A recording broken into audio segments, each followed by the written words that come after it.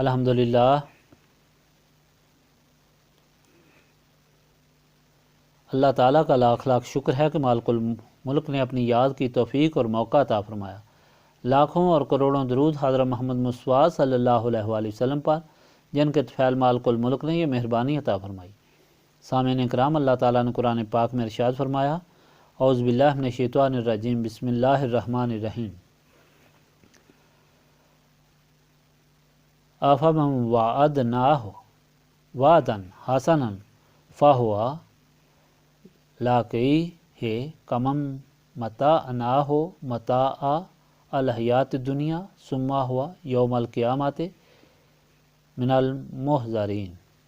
ویوم ینادیہم فیقول این شرکائی الذین کنتم تزعمون قال الذین حق علیہم القول ربنا ہؤلاء الذین اغویناہم کما غوینا تبرأنا الیک ما کانوا ایانا یعبدون وقیل ادعوا شرکاءکم فدعوہم فلم یستجیبوا لہم ورأوا العذاب لو انہم کانوا یہتدون ویوم ینادیہم فیقول ماذا اجبتم المرسلین فعمیت علیہم الانباء یومئذ فہم لا یتساءلون فاما من تاب وآمن وعمل صالحا فعسى ان یکون من المفلحین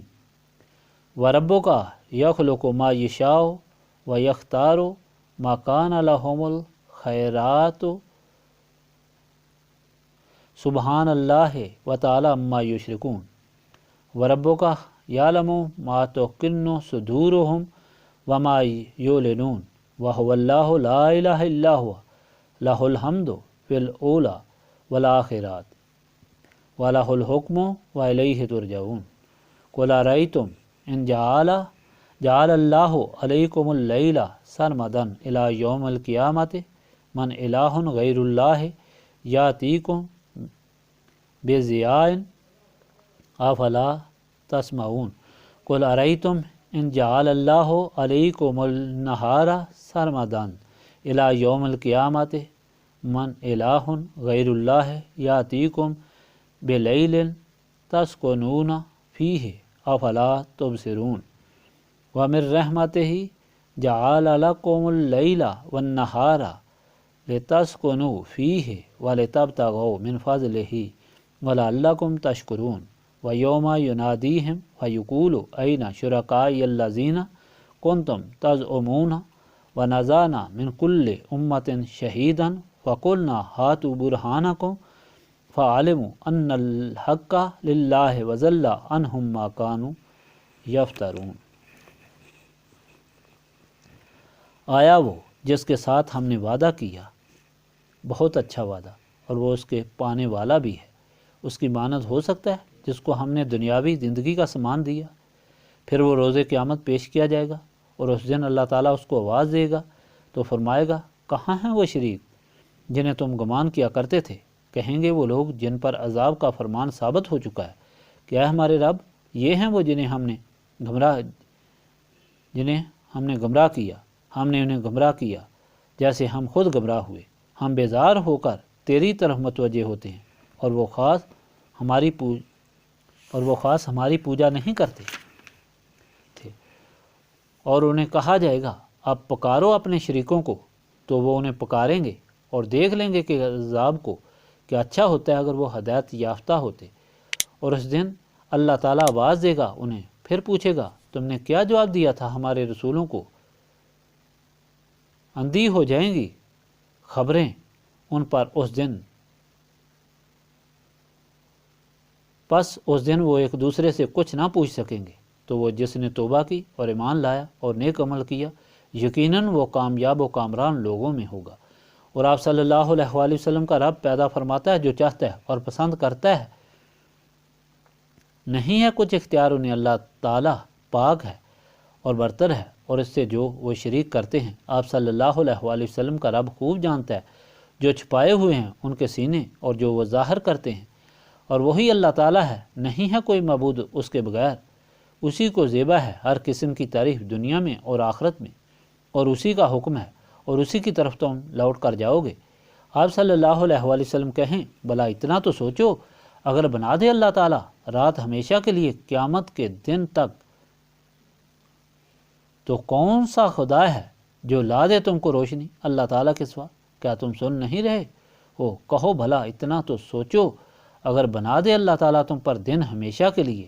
قیامت تک، تو کون سا خدا ہے اللہ تعالیٰ کے سوا جو لا دے تمہارے لیے رات جس میں تم آرام کر سکو؟ کیا تم کو نظر نہیں آتا؟ اور محض اپنی رحمت سے اس نے بنا دیا ہے تمہارے لیے رات اور دن کو، تاکہ تم آرام کرو رات میں اور تلاش کرو اس کا فضل دن میں، اور تاکہ تم شکر گزار بنو۔ اور جس دن اللہ تعالیٰ انہیں آواز دے گا، کہاں ہیں وہ جنہیں تم میرا شریک خیال کرتے تھے، اور ہم نکالیں گے ہر امت سے گواہ، پھر ہم کہیں گے لے آؤ اپنی دلیل،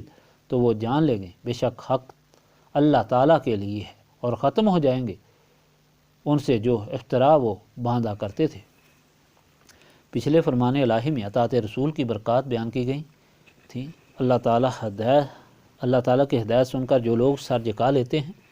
ان کے لیے دوہرا اجر ہے کہ انہوں نے پہلے رسولوں کی بھی اطاعت کی اور اب آخری رسول صلی اللہ علیہ وآلہ وسلم پر ایمان لے آئے۔ یہ لوگ دوسرے لوگوں سے مختلف ہوتے ہیں، صبر کرنے والے، اللہ تعالیٰ کی راہ میں خرچ کرنے والے، لغویات سے منہ پھیرنے والے ہوتے ہیں۔ پھر اس فرمان الہی میں خاص ارشاد ہوا نبی پاک صلی اللہ علیہ وآلہ وسلم کو مخاطب کر کے،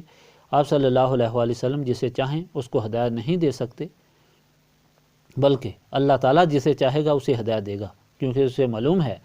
کہ کون ہدایت کے قابل ہے۔ اس فرمان الہی میں مفسرین نے بہت کچھ لکھا ہے۔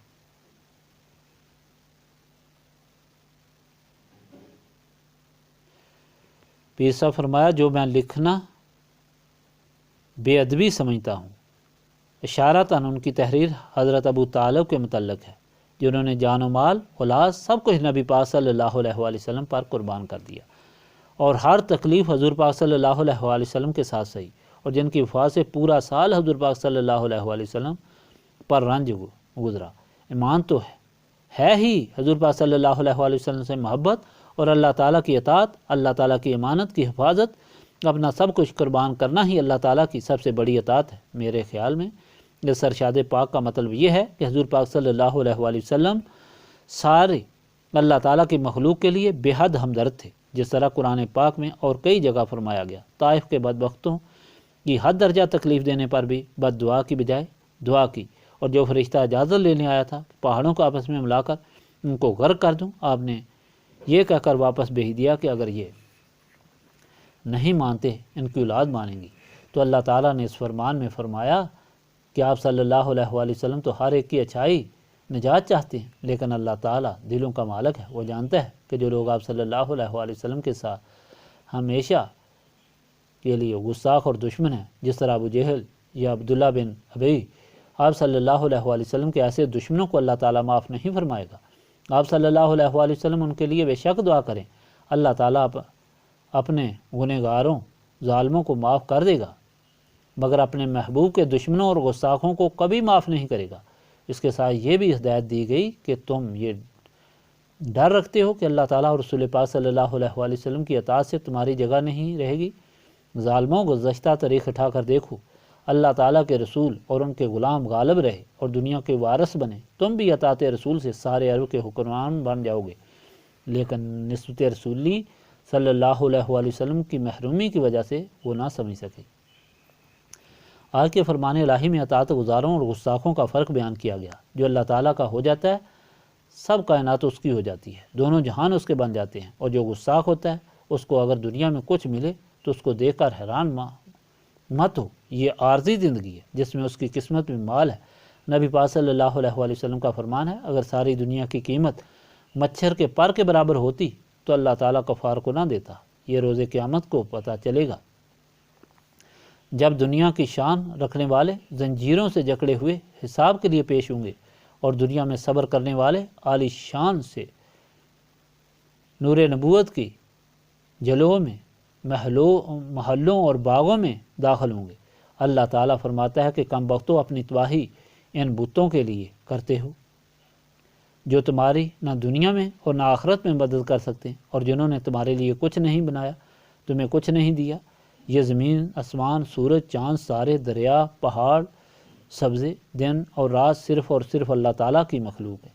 اور تمہاری خدمت میں اللہ تعالیٰ کے حکم سے لگے ہوئے ہیں۔ ایسے اللہ تعالیٰ کے ساتھ ان بے جانوں کو شریک کرتے ہو، تمہاری عقل ختم ہے، اس لیے اللہ تعالیٰ کے رسول کی غلامی اختیار کرو۔ اس نسبت سے تمہارے دل و دماغ روشن ہو جائیں گے، تو یہ حقیقت تمہیں معلوم ہوگی، گویا ساری ہدایت دل و دماغ کو روشن کرنے کے لیے ہے، جو نسبت رسولی صلی اللہ علیہ وآلہ وسلم حاصل کرنے سے ہوتی ہے۔ یہی نسبت رسولی صلی اللہ علیہ وآلہ وسلم ہے جس کو حاصل کرنے کے لیے ہم یہاں یاد الہی سے اپنے سینوں کو صاف کرنے کے لیے جمع ہوتے ہیں۔ اللہم صلی علی سیدنا محمد وعلی آلہ وصحابہ صلاۃ تکون لنا امان من کل خوف۔ ربنا آتنا فی الدنیا حسنۃ وفی الآخرۃ حسنۃ وقنا عذاب النار۔ لا الہ الا انت سبحانک انی کنت من الظالمین۔ انت ولی فی الدنیا والآخرہ توفانی مسلما والحقنی بالصالحین۔ رب اغفر وارحم وانت خیر الراحمین۔